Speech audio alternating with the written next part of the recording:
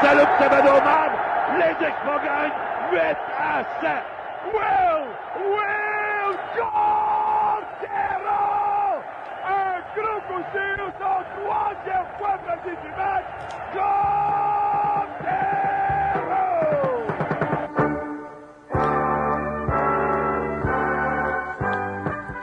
Alors, vous avez reconnu la voix de Roger Brulotte qui commentait un match de baseball des Expos. Eh bien, ça a peut-être rendu nostalgique notre prochain invité puisqu'il faisait partie d'un groupe d'amateurs nostalgiques des Expos de Montréal qui ont pris d'assaut le Rogers Center de Toronto, domicile des Blue Jays, pour prouver aux dirigeants du baseball majeur qu'il y a bel et bien un avenir pour le retour des Expos à Montréal, qu'il y a des gens, finalement, qui sont intéressés à assister à des matchs de baseball. Patrick Desnoyers est porte-parole de la Expos Nation.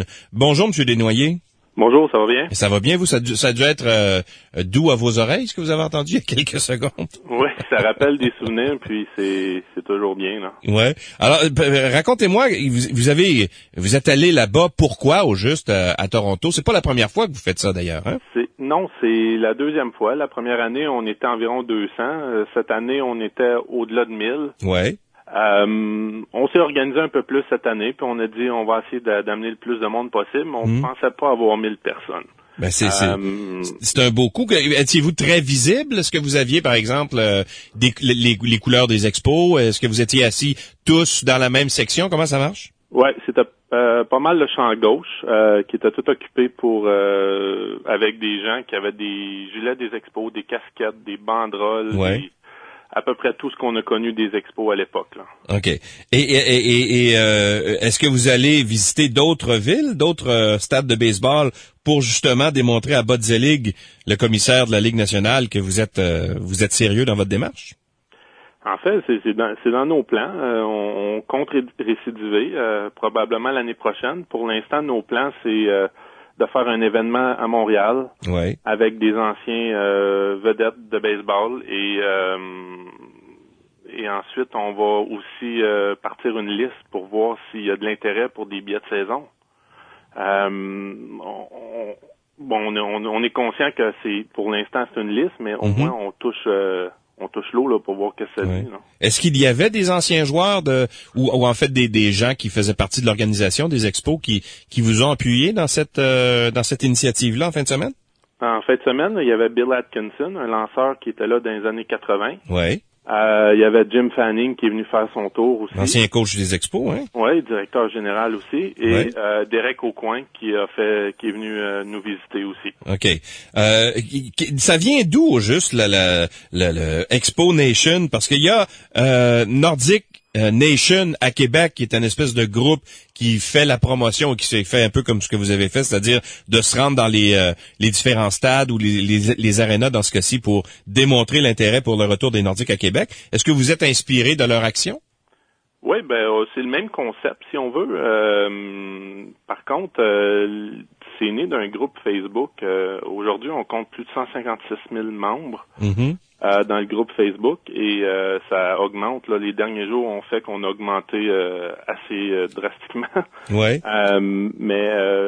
Oui, c'est venu d'une idée Facebook et les gens ont partagé des idées des expos, des souvenirs des expos. Puis on a dit on va organiser un voyage l'année passée de façon impromptue. Puis cette année on s'est bien organisé. On a lancé en mars exponation.com le site web.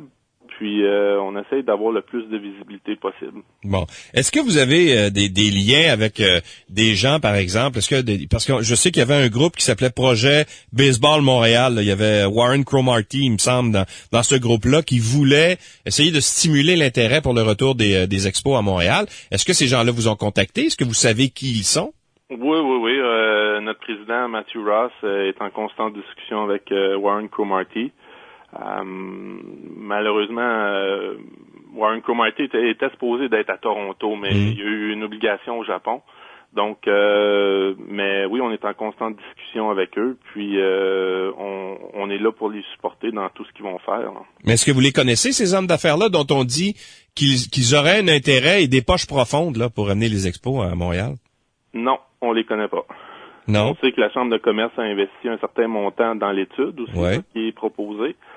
Mais les hommes d'affaires qui ont financé le reste, nous, on les connaît pas. Là. OK, parce que je faisais une entrevue la semaine dernière avec Michael Fortier, qui est le négociateur des deux paliers de gouvernement pour le retour de la Formule 1, et il me disait, lui aussi, qu'il était intéressé à ça. Selon lui, il faudrait absolument soit une nouvelle concession, mais aussi un nouveau stade, parce que selon lui, ce ne serait pas viable dans le stade olympique actuel, même si on changeait le toit. Est-ce que c'est votre avis aussi? Et oui, je crois que le stade olympique serait peut-être viable si on serait dépêché à accueillir une équipe, mais à moyen terme ou même à court terme, il faudrait un nouveau stade. OK, donc on pourrait les faire jouer quelques années, mettons 1, 2, peut-être 3 années dans le stade actuel, le temps d'arriver avec un montage financier, trouver un terrain, puis de relancer le fameux projet de stade là, qu'on voulait faire dans le coin du Centre Bell. Là. Ouais, ça pourrait être une option. Aussi... Parce que certains parlent d'une nouvelle franchise. Bud Selig a mentionné qu'il n'y aurait pas d'expansion sous son règne, du moins, qui finit en 2014. Mais si on parle d'un déménagement, les coûts sont beaucoup moindres, mais ils sont de moitié parce que les propriétaires ont déjà l'équipe. Tout ce qu'il faut, c'est un stade. Ouais. On sait que le propriétaire des Rays de Tampa Bay a déjà dit que Montréal était un marché viable et qu'il était pour avoir une équipe d'ici peu. On se demande s'il n'y a pas de l'intérêt aussi pour Montréal dans ce sens-là. Là. Alors, M. Desnoyers, votre prochaine destination, quelle est-elle?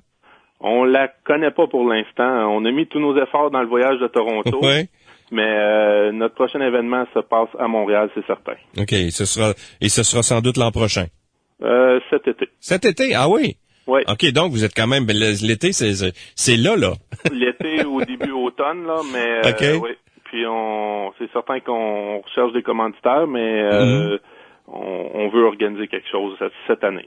Merci beaucoup, M. Desnoyers, et bonne chance. Merci. Au revoir.